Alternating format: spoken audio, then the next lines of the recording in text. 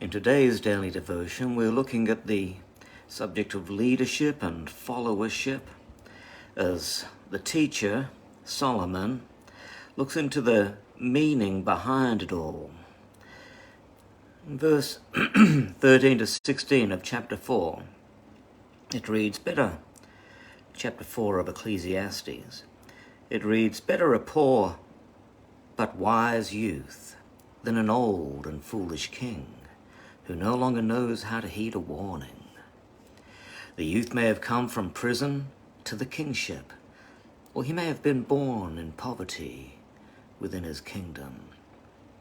I saw that all who lived and walked under the sun followed the youth, the king's successor. There was no end to all the people who were before them. But those who came later were not pleased with the successor. This too is meaningless, a chasing after the wind."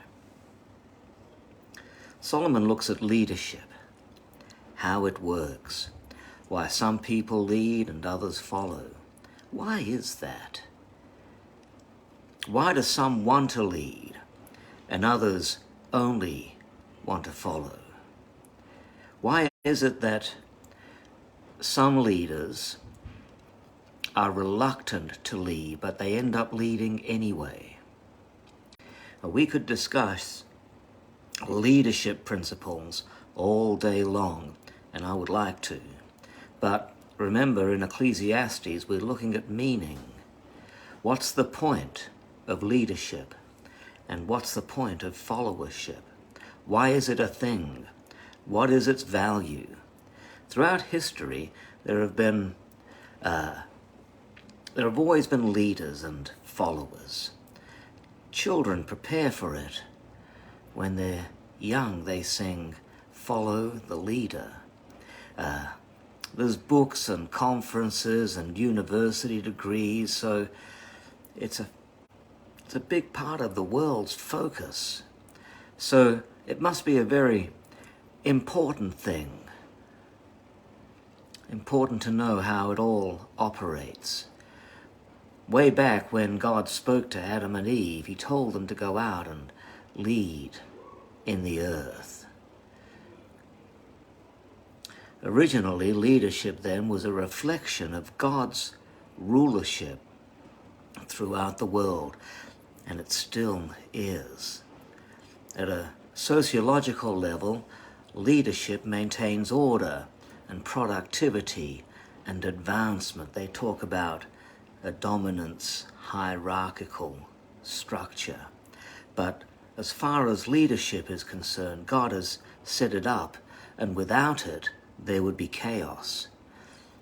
We're told at the end of Judges there was no king in those days, and everyone did what was right in his own eyes.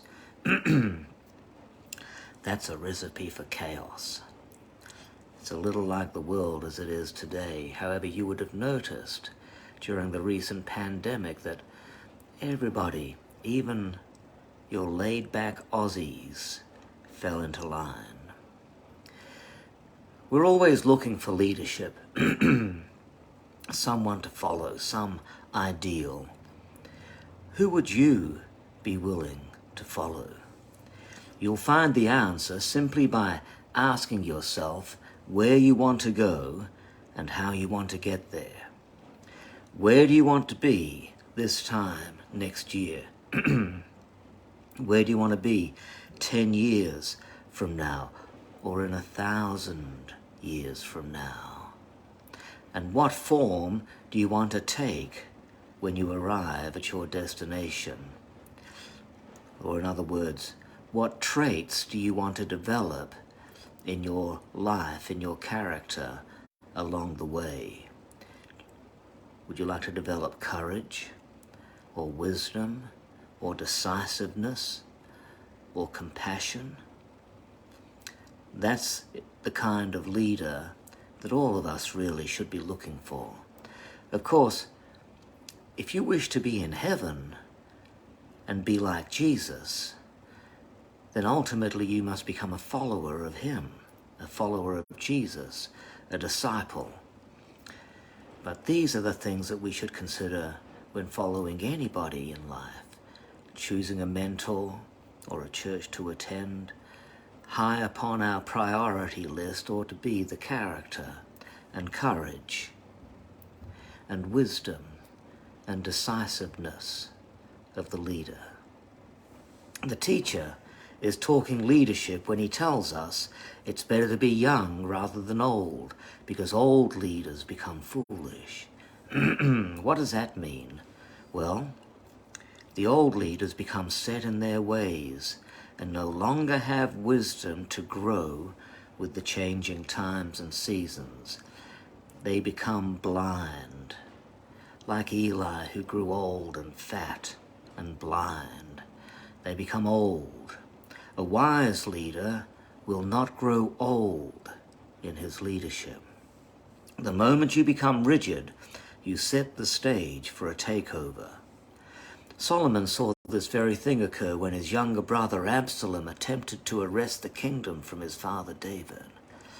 Ultimately the coup failed, but not before Solomon saw people shift their fickle affection from the old towards the new. This is the nature of society.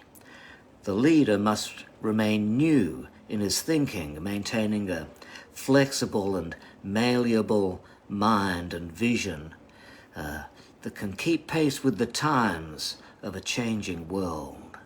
And the way you do that is to build a team around you and people who can advise and keep you current. A team with eyes and ears helps keep your finger on the pulse. Also, you need to raise those around you so that they can lead the next generation and be willing to pass on the baton when the time is right.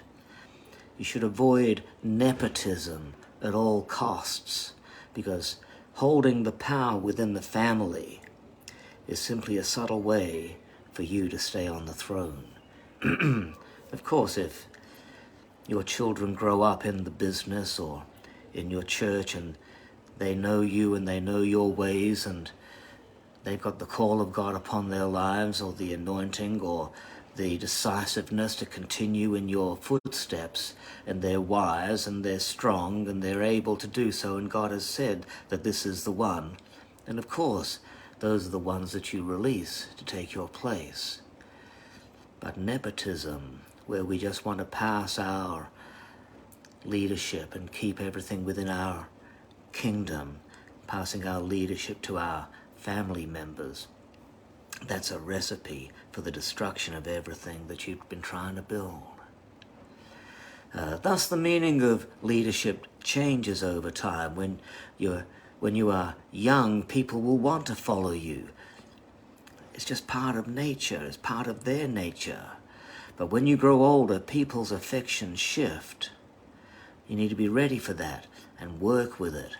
Otherwise, you'll be fighting the natural transition of things.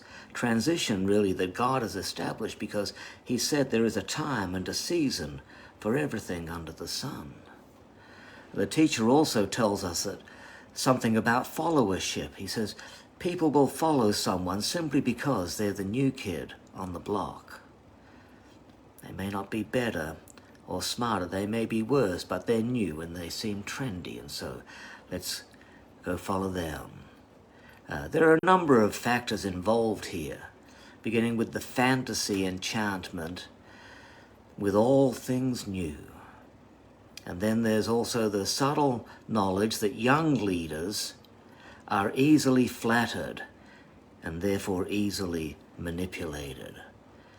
And also there comes our blind optimism that the new leader is somehow kinder and wiser and smarter and better than the old.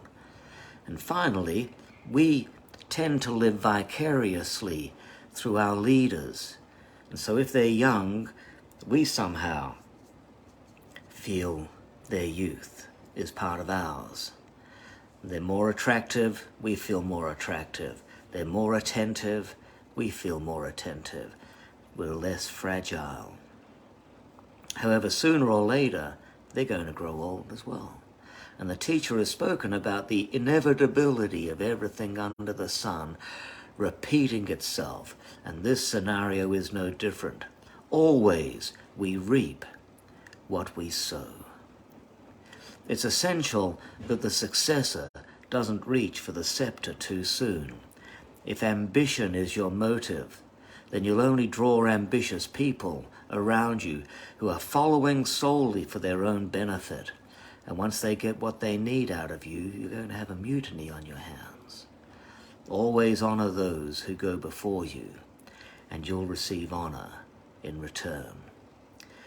The only way to find meaning in this transition line of leadership is to understand that outside the changes that take place here on earth raises one up here and another there to bring about ultimately the purpose of God in the earth.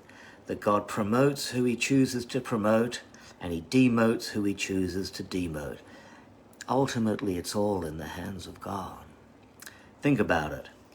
If you want to know who you should follow, look for someone who out of the difficulty brings simplicity, who out of discord brings harmony, and out of pressure brings opportunity.